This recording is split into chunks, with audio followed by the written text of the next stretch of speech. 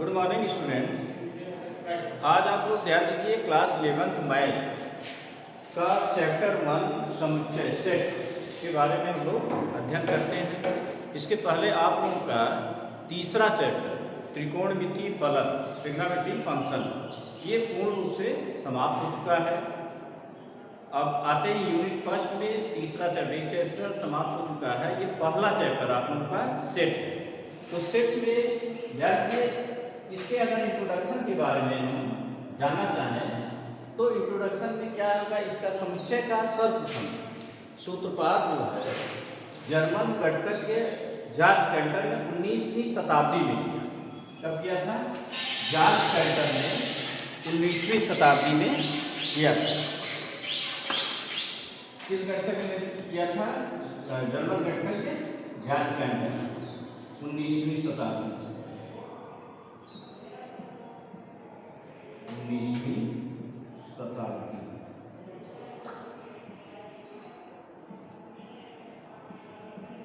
19वीं शताब्दी में जर्मन गणितज्ञ जॉर्ज कैंटर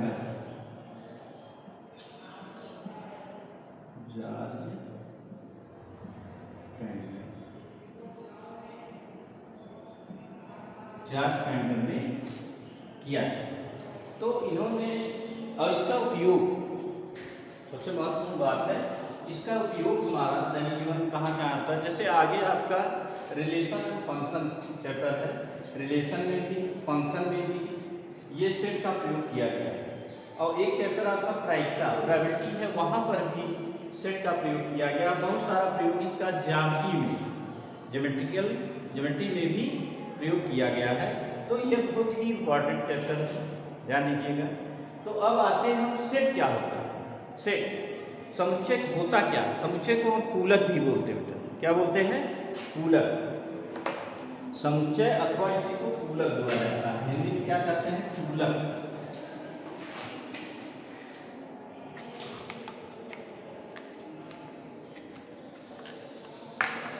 तो हम ये जानते हैं समुच्चय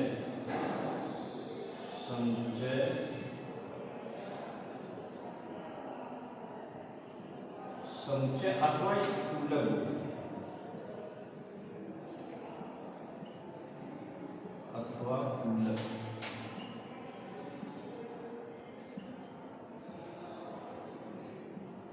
या इसी को हम बोलते हैं सेट। बोलते हैं सेट। देखिए समुच्चय क्या होता है, इसको ध्यान दीजिए। वस्तुओं का सुपरिभाषित संग्रह। वस्तुओं का क्या होता है? सुपरिभाषित संग्रह को हम क्या कहते हैं? समुच्चय। सुपरिभाषित संग्रह।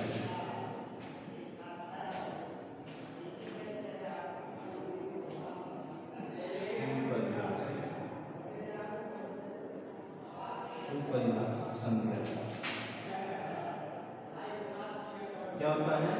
वस्तुओं का सुपरिभाषित संग्रह क्या कहलाता है? समुच्चय कहलाता है। Well defined collection of object is called set. Well defined collection of object is called set. सुपरिभाषित, यहाँ पर हमें महत्वपूर्ण चीज है, सुपरिभाषित क्या होता है? सुपरिभाषित वेल डिफाइंड जो है दो शब्दों से, अर्थात अगर सुपरिभाषित है तो सुस्पष्ट होना चाहिए, सुनिश्चित होना चाहिए। क्या होना चाहिए? सुनिश्चित होना चाहिए या सुस्पष्ट, इसको कह सकते हैं सुस्पष्ट, या ये भी आपका सुनिश्चित।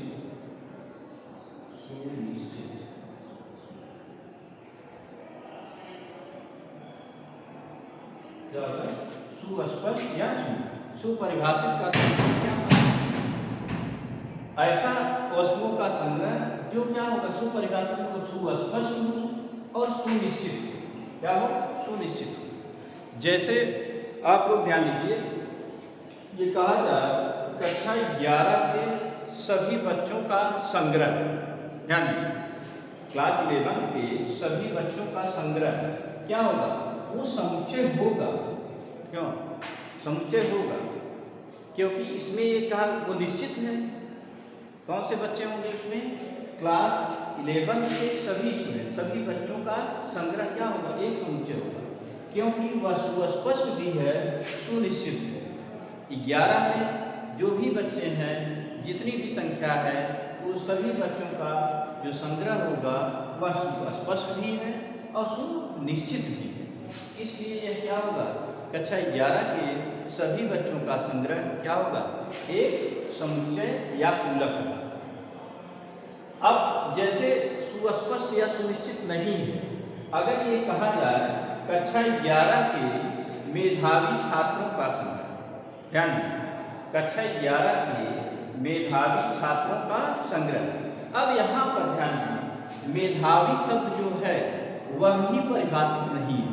क्या परिभाषित, सुपरिभाषित नहीं है। क्यों?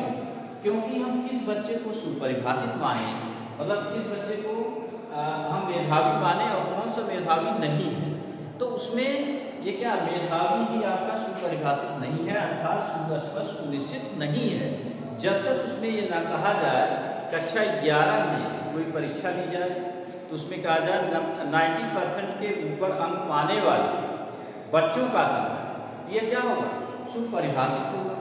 सुपरिभाषित साथ साथ वह सुस्पष्ट है, सुनिश्चित है, तब तो वह क्या होगा, संग्रह कहलाएगा, अन्यथा यह संग्रह नहीं होगा। तो संग्रह होगा और वह संग्रह क्या कहलाएगा, समुच्चय या पूलक कहलाएगा। तो समुच्चय के लिए स्पष्ट होना चाहिए वस्तुओं का ऐसा संग्रह जो क्या हो, सुपरिभाषित, और सुपरिभाषित का तात्पर्य हमारा क्या है, सुस्पष्ट और सुनिश्चित से होता है। तो यहाँ पर ध्यान दीजिए आप लोग, समुच्चय अथवा पूलक। अब समुच्चय के जैसे कुछ उदाहरण हैं, ध्यान दें, समुच्चय के कुछ एग्जाम्पल अगर हम दें तो उसमें आसानी से आप लोग समझ सकते हैं। लेकिन ये ध्यान दीजिए, समुच्चयों का ऐसा संग्रह होना चाहिए जो क्या सुपरिभाषित, सुपरिभाषित होगा, सुस्पष्ट और सुनिश्चित। अब समुच्चय के उदाहरण ध्यान दीजिए, समुच्चय के कुछ उदाहरण, समुच्चय के उदाहरण,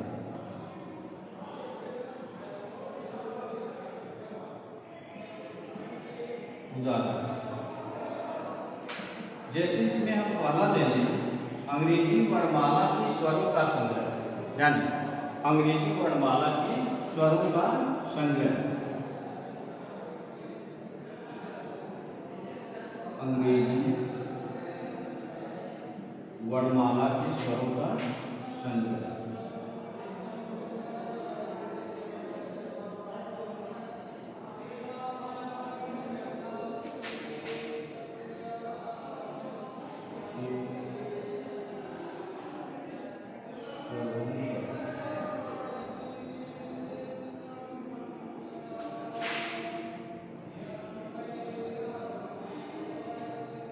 स्वरों का संग्रह क्या है, स्वरों का संग्रह एक समुच्चय कहलाएगा। क्यों? अंग्रेजी वर्णमाला में स्वर अर्थात क्या होता है, वायवल कितने होते हैं, 5 होते हैं। जैसे आपका ए है, ई है, ए ई आई ओ यू, यह क्या है, यह सुपरिभाषित है, अर्थात सुस्पष्ट है, सुनिश्चित है। ऐसे ही अगर हम दूसरा उदाहरण लें, भारत के सभी नदियों का संग्रह, यानी दूसरा एग्जाम्पल लें, भारत के सभी नदियों का संग्रह, यह भी क्या होगा, एक समुच्चय होगा, क्योंकि यह क्या है, भारत में जितनी भी नदियां हैं वह क्या है, सुस्पष्ट है और सुनिश्चित है। इसलिए दूसरा भी क्या होगा, भारत के सभी नदियों का समुच्चय क्या होगा, संग्रह एक समुच्चय होगा। ऐसे ही बहुत सारे उदाहरण हम दे सकते हैं, जैसे 10 से कम विषम प्राकृतिक संख्याओं का संग्रह। अब तीसरा एग्जाम्पल अगर हम ले लें, 10 से कम सभी विषम प्राकृतिक संख्याओं का संग्रह। तो विषम प्राकृतिक संख्याएं क्या क्या होती हैं, 10 से कम, जैसे आपका 9 हो जाएगा, 9 होगा, 7 होगा, 5 होगा, 3 होगा, ठीक है, 1। तो 10 से कम सभी विषम प्राकृतिक संख्याओं का संग्रह, यह भी क्या है, एक समुच्चय। तो समुच्चय के लिए सब मिला के सुपरिभाषित होना चाहिए बस, और वह क्या होना, सुपरिभाषित के साथ साथ क्या बताया, सुस्पष्ट और सुनिश्चित होना चाहिए। तो वेल डिफाइंड है, वही आपका क्या कहलाएगा, समुच्चय सेट कहलाता है। ओके, यहाँ तक क्लियर हो गया। अब जब वह सुपरिभाषित नहीं है तो वहाँ तुरंत जानिए वह क्या है, वह सेट नहीं है। अब हम आते हैं इसके नोटेशन पर। समरी संख्याओं का मतलब ये समुच्चय का नोटेशन, समुच्चय के अवयव या समुच्चय का नोटेशन।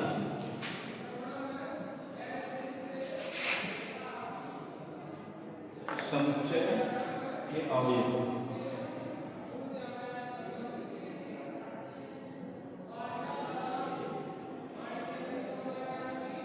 समुच्चय के अवयव।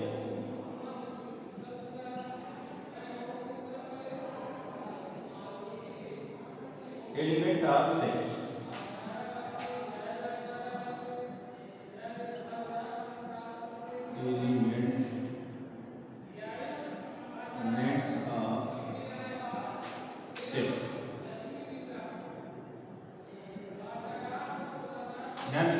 एलिमेंट ऑफ सेट समुच्चय के अवयव क्या है? जो समुच्चय सुपरिभाषित जो वस्तुओं हैं, वस्तुओं का संग्रह है, जो भी उसमें वस्तुएं सम्मिलित हैं वही क्या होगा, समुच्चय का अवयव। क्या होगा? जो वस्तुएं समुच्चय संग्रह में सम्मिलित है वही क्या है, उसका अवयव होगा। जैसे हम एग्जाम्पल बताए हैं, अंग्रेजी वर्णमाला के स्वरों का संग्रह, तो स्वरों का संग्रह आपका क्या होगा, ए होगा, ई होगा, आई है, ओ है और यू है।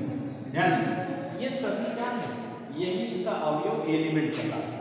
क्या कहलाता है? एलिमेंट कहलाता है। इसका नोटेशन क्या होता है? ध्यान, इसका नोटेशन में हम जानते हैं समुच्चय को, ध्यान, समुच्चय को हम कैपिटल अक्षर ए, कैपिटल लेटर अंग्रेजी के capital letter A B C D, capital में लिखेंगे, डी ऐसे एक्स वाई जेड द्वारा प्रदर्शित किया जाता है। नोटेशन ध्यान रखिए। इसके समुच्चय को हम क्या अंग्रेजी के बड़े अक्षरों ए बी सी डी या एक्स वाई जेड द्वारा प्रदर्शित करते हैं। और इसके अवयव को, एलिमेंट को, जो इसका संग्रह होगा वह हम किससे नोट करते हैं, small a B C d, ऐसे स्मॉल लेटर से नोट किया जाता है जो भी संग्रह होगा आपका। जैसे और इसमें इसके अवयव को हम क्या लिखते हैं, मझले ब्रैकेट में। क्या लिखते हैं? मझले ब्रैकेट। ध्यान, इसके अवयव को हम क्या लिखते हैं, ये मझले ब्रैकेट में लिखते हैं, एलिमेंट। जैसे आपको ये कहा जाए अंग्रेजी वर्णमाला के स्वरों का संग्रह वह भी क्या है, एक समुच्चय है। बाद में बताएंगे आपको इसका निरूपण करने के लिए दो विधियां। तो इसको अंग्रेजी वर्णमाला के स्वरों का संग्रह होगा, अर्थात ए होगा, ए ई आई ओ यू। इसको किस में लिख रहे हैं, मध्य ब्रैकेट। तो यहाँ पर ध्यान दिए, ए ई आई ओ यू ये क्या है, यह एलिमेंट, सेट का एलिमेंट अवयव होगा। और अगर इसको रिप्रेजेंट करने के लिए हम अंग्रेजी वर्णमाला किसी भी अक्षर कोई भी ले, जैसे इसको हम रिप्रेजेंट करते हैं क्या, ए से, ए बार क्या है, अंग्रेजी वर्णमाला के स्वरों का संग्रह। अब अगर समुच्चय में इसको लिखना है तो हम ए ई आई ओ यू द्वारा प्रदर्शित करें, या इसी को ए लिख दें, बी लिख दें, सी लिख दें, ये कैपिटल है।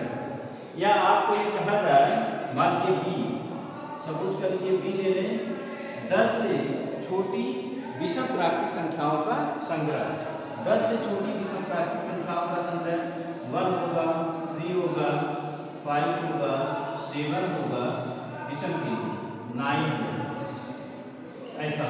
ध्यान, तो ये क्या है, 10 से छोटी विषम प्राकृतिक संख्याओं का संग्रह या समुच्चय को हम कैसे लिखेंगे, 20 पर, अगर इसको 20 से दर्शाया जाए, 20 पर 2 मध्य ब्रैकेट में 1, 3, 5, 7, 9 होगा। अब इसके 1, 3, 5, 7, 9 क्या है, यह इसके एलिमेंट, क्या होंगे, एलिमेंट अवयव। ओके, अब यहाँ पर ध्यान दीजिए, समुच्चय का निरूपण बताने जा रहे हैं, रिप्रेजेंटेशन ऑफ सेट। समुच्चय को निरूपित करने के लिए हम जानते हैं 2 विधियाँ होती हैं। कौन सी विधि होती है, 2 विधि। तो यहाँ तक क्लियर हो गया होगा। क्या बताएंगे समुच्चय क्या होता है। पहले तो जानिए समुच्चय सर्वप्रथम जो है जर्मन गणितज्ञ गंटर ने 19वीं शताब्दी में इसका किया था, विभाजन किया था। अब इसमें किसका प्रयोग कहाँ कहाँ प्रयोग किया जाता है, संबंध और फलन में प्रयोग होगा, ज्यामिति में प्रयोग होता है, प्रायिकता में प्रयोग होता है। इसका बहुत कई जगह इसको एप्लीकेशन के रूप में भी हम यूज करते हैं। तो ये बहुत ही इम्पॉर्टेंट आपका टॉपिक है और इसको ध्यान से सभी लोग ध्यानपूर्वक इसको देखेंगे, स्टेप टू स्टेप चलेंगे, तब आगे जाकर आसानी हो जाएगा। हर स्टेप को आपको समझना है। तो हम यहाँ पर बताने जा रहे हैं समुच्चय का निरूपण, रिप्रेजेंटेशन ऑफ सेट। ध्यान रखिए, अगला टॉपिक हम बता रहे हैं समुच्चय का निरूपण। समुच्चय का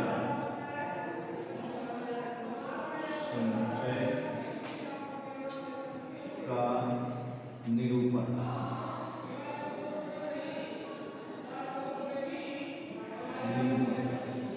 representation of set. Representation of set.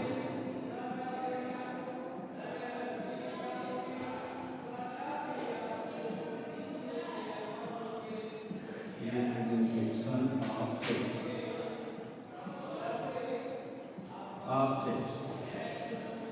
अब इसको रिप्रेजेंट करने के लिए ध्यान रखिएगा, ये सब मिला के दो विधियाँ होती हैं। क्या होती है? दो विधि। एक आपका तालिका विधि है या उसी को साड़ी विधि, तालिका विधि, साड़ी विधि, ठीक है, या उसी को रोस्टर विधि भी बोला जाता है। पहली विधि इसमें क्या, इसको रिप्रेजेंट करने के लिए दो विधियाँ। इसकी पहली विधि है तालिका विधि। क्या बोलते हैं?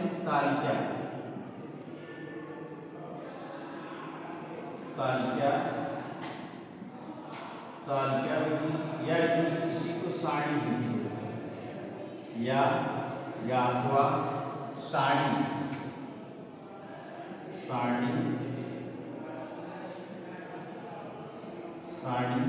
या रोस्टर। क्या बोलते हैं? रोस्टर विधि। इसी को हम बोलते हैं रोस्टर विधि।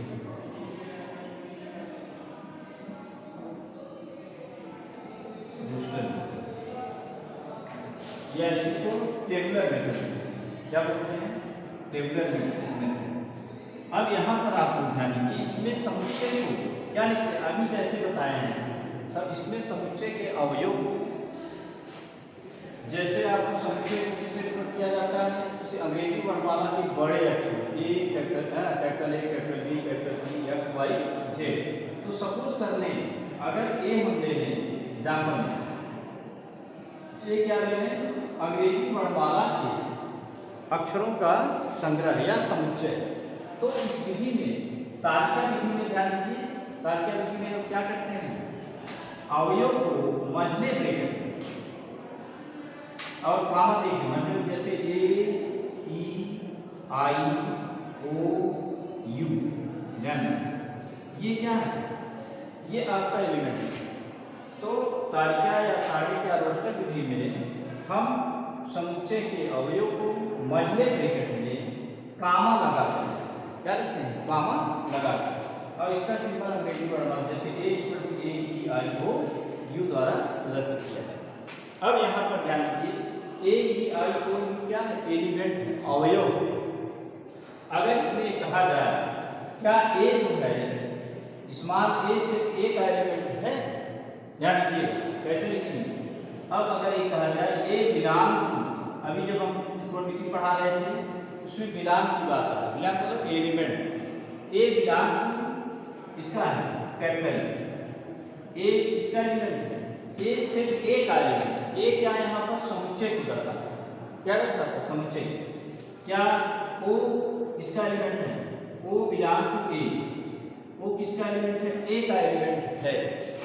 अगर कहा जाए डी, क्या डी बिलोंग टू ए? क्या डी ए का एलिमेंट है? क्या डी इसमें सिर्फ ए में है? नहीं है। इसको हम क्या लिखेंगे? Does not belong. क्या लिखेंगे? Does not belong to A. Okay, तो अब यहाँ पर ध्यान दीजिए एलिमेंट को हम कैसे ए मिलान हुए या ओ क्या है सिर्फ ए का एलिमेंट है और यहाँ डी क्या है सिर्फ ए का एलिमेंट नहीं है, तो इसलिए इसको हम क्या लिखेंगे D does not belong to A. ये आपकी पहली विधि है, तालिका विधि, साड़ी विधि या इसी को हम रोस्टर विधि बोलते हैं। क्या बोलते हैं? रोस्टर विधि। और इसके बाद बहुत सारे एग्जाम्पल हम लिख सकते हैं, जैसे 3 से विभाज्य प्रथम 5 प्राकृतिक संख्याओं का समुच्चय। 3 से विभाज्य प्रथम 5 प्राकृतिक संख्याओं का समुच्चय। यहाँ तक क्लियर हो गया। अगला एग्जाम्पल हम इसी पर ले लेते हैं। 3 से विभाज्य प्रथम 5 प्राकृतिक संख्याओं का संग्रह। अगला एग्जाम्पल हम ले लें 3 से विभाज्य 3 से विभाज्य 3 से विभाज्य प्रथम 5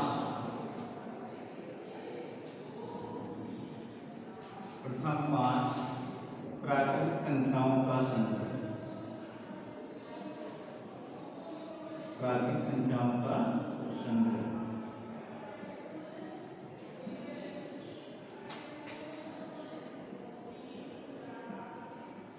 संख्याओं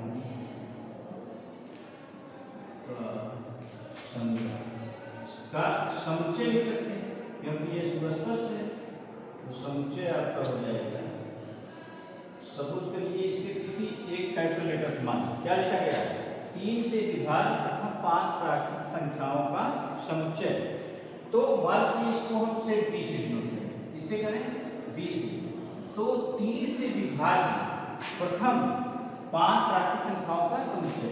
अब 3 से विभाज्य एक 1 तो होगा नहीं, 2 नहीं होगा, 3 होगा, 3 ले लें 3, फिर आपका 4 नहीं होगा, 5 नहीं होगा, 6 होगा, ठीक, 7 नहीं होगा, 8 नहीं होगा, 9 होगा, 5 कितना 9, 10 नहीं होगा, 11 नहीं होगा, फिर कितना आएगा 12 आएगा। ध्यान दीजिए ये 6, 3, 6, 9, 12 ये क्या है 3 से विभाज्य प्रथम 5 प्राकृतिक संख्याएं हैं। 1 2 3 4, 1 2 3 4, एक और लिखिए तो 12 होगा, फिर 12, 13 होगा नहीं, 14 नहीं होगा, फिर आपका कितना आएगा 15 आएगा। क्या है 15। ये 3 से विभाज्य 5 प्राकृतिक संख्याओं का समुच्चय।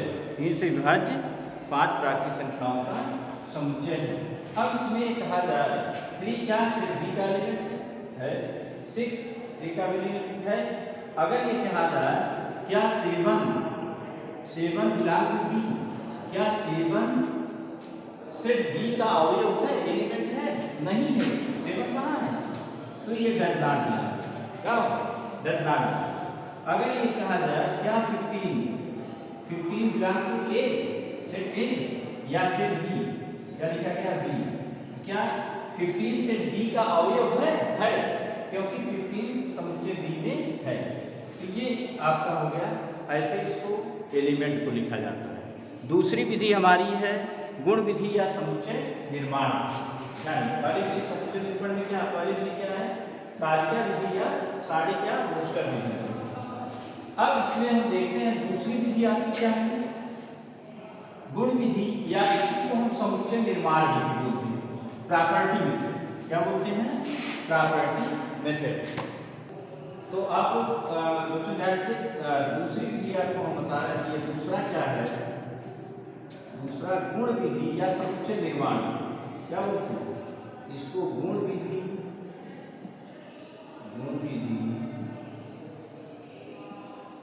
या इसी को समुच्चय निर्माण या समुच्चय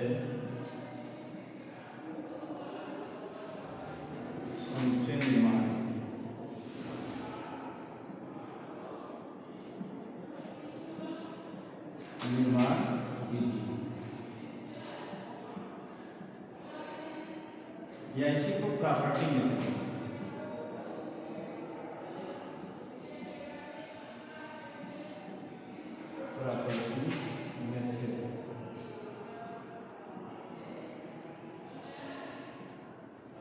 प्रॉपर्टी मेथड ध्यान दीजिए, ये आपका गुण विधि या समुच्चय निर्माण। अब इसमें आप लोग ध्यान दीजिए, गुण विधि, इसमें समुच्चय के अवयवों को उनके गुण के आधार पर लिखा जाता है। क्या लिखा जाता है? गुण के आधार। अगर यहाँ उसको हम इसमें लिखते हैं मझले ब्रैकेट में, जैसे आपका ध्यान दीजिए x such that P of x, क्या लिखते हैं? P of x such that P of x. X क्या है? एक अवयव है, पी ऑफ यक्स क्या उसका गुण है। क्या है? इसमें क्या करते हैं हम? गुण के आधार पर उसको प्रदर्शित करते हैं। P x such that P of x. जैसे एग्जाम्पल ले लें, यदि प्रथम 10 प्राकृतिक संख्याओं का संग्रह, हमें क्या लिया जाए? प्रथम 10 प्राकृतिक संख्याओं का समुच्चय लिखना है, तो हम कैसे लिखते हैं? ध्यान दीजिएगा, प्रथम 10 प्राकृतिक क्या लिखते हैं? इसमें मझले ब्रैकेट में यक्स सच दैट, यक्स क्या है? एक चर होता है। X such that P of x, इसको क्या बोलते हैं? Such that P of x. X तो एक चर है, लेकिन यह एक अवयव होगा, एलिमेंट होगा। और पी ऑफ यक्स क्या? Property of x. यक्स कौन से गुण को प्रदर्शित करता है? किस गुण को प्रदर्शित करता है?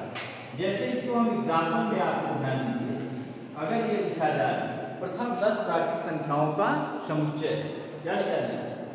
प्रथम 10 प्राकृतिक संख्याओं का संग्रह या समुच्चय। प्रथम 10 प्राकृतिक संख्याओं का संग्रह, प्राकृतिक संख्याओं का संग्रह,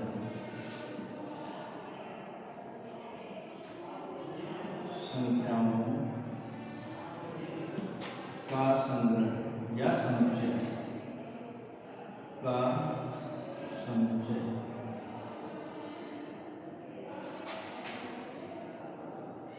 समुच्चय एक क्या है? एक होता था। तो अब यहाँ पर ध्यान, इसको हम किस रूप में? गुण विधि में लिखना है। तो आप मान लीजिए ए है, ए इक्वल टू, ध्यान क्या लिखेंगे? यक्स सच दैट, ध्यान x such that, x such that, x एक प्रथम 10 प्राकृतिक संख्याएं हैं। क्या है? यक्स सच दैट, यक्स एक प्राकृतिक संख्या है और 11 से छोटी है। क्या है? यक्स सच दैट, यक्स एक क्या है? एक प्राकृतिक संख्या है,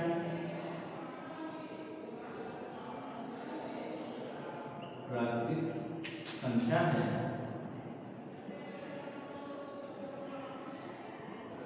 संख्या है जो क्या? 11 से छोटी है, जो 11 से छोटी है।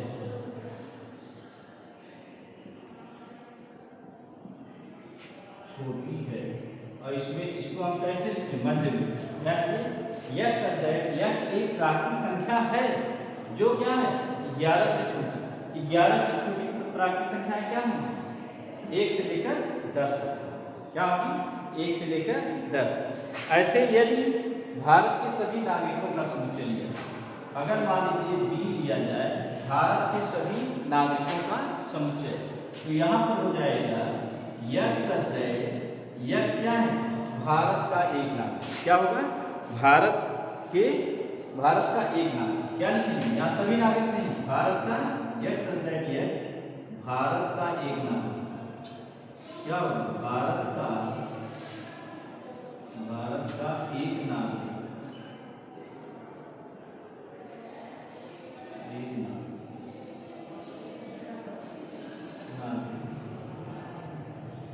ऐसे क्या है? अगर बी एक समुच्चय लिया जाए, भारत के सभी नागरिकों का समुच्चय, x such that, x Bharat का एक नागरिक, इससे स्पष्ट होता है।